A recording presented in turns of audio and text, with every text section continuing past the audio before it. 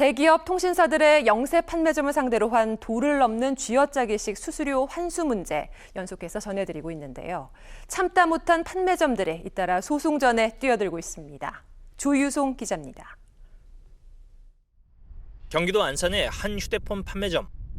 통신사의 쥐어짜기식 판매 수수료 환수 피해액만 9천만 원에 달합니다. 소명할 기회도 없이 수수료 전액을 환수당했습니다. 결국 점주CC는 불공정 거래라며 대리점을 상대로 소송을 제기했습니다.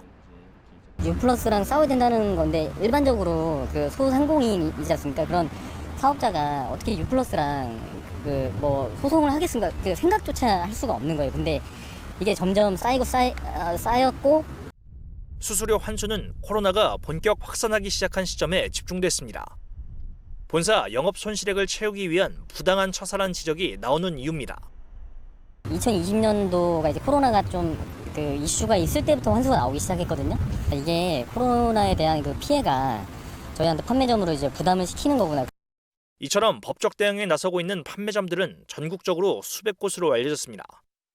법적 소송 중인 것들은 몇백 군데가 되는 걸로 알고 있고요. 마찰이 일어나고 있는 그런 판매점들은 전국적으로 10,000군데 다 넘는 상황이고요.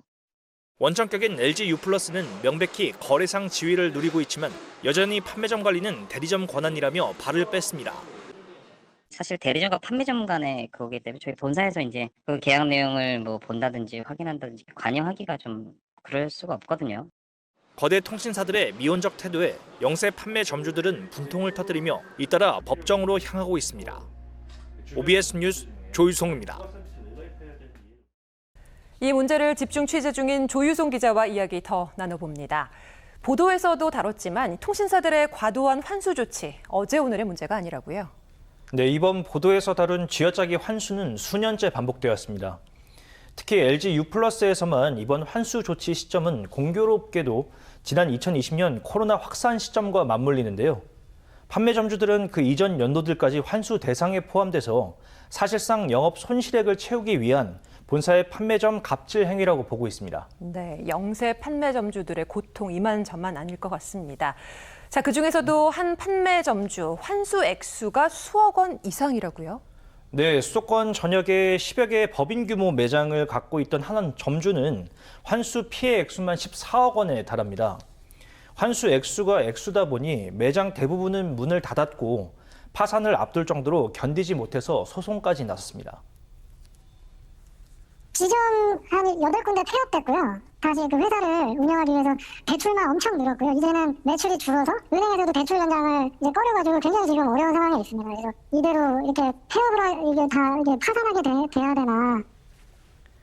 네, 앞서 보도에서도 언급했지만 직접 소송에 나서고 있는 판매점들만 전국적으로 수백 곳에 달한다고 하는데, 자, 사태가 이러한데 정부 부처 무엇을 하고 있습니까?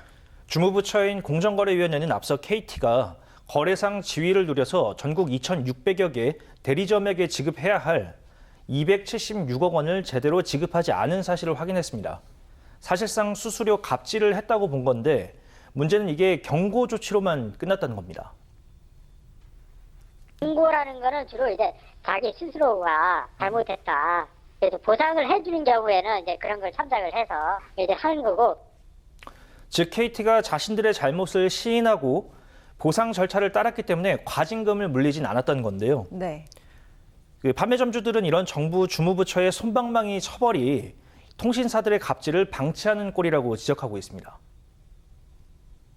관리 감독을 해야 되는 이런 방송통신위원회 역할도 너무 지금 제대로 작동하지 않는 것 같아서 너무 사실 화가 나요. 네, 그런 부분들이 좀 빨리 좀 어떻게 좀 개선이 됐으면 좋겠고.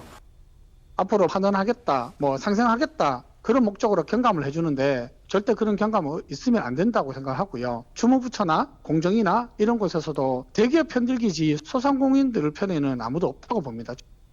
판매점주들은 향후 방송통신위원회와 공정거래위원회 같은 정부 주무부처를 상대로 집회를 열고 단체 행동에 나설 계획입니다. 네, 거대 통신사들이 책임 있는 조치를 취할 수 있도록 조 기자를 비롯한 OBS 취재팀 끝까지 지켜보도록 하겠습니다. 지금까지 조유송 기자와 함께했습니다.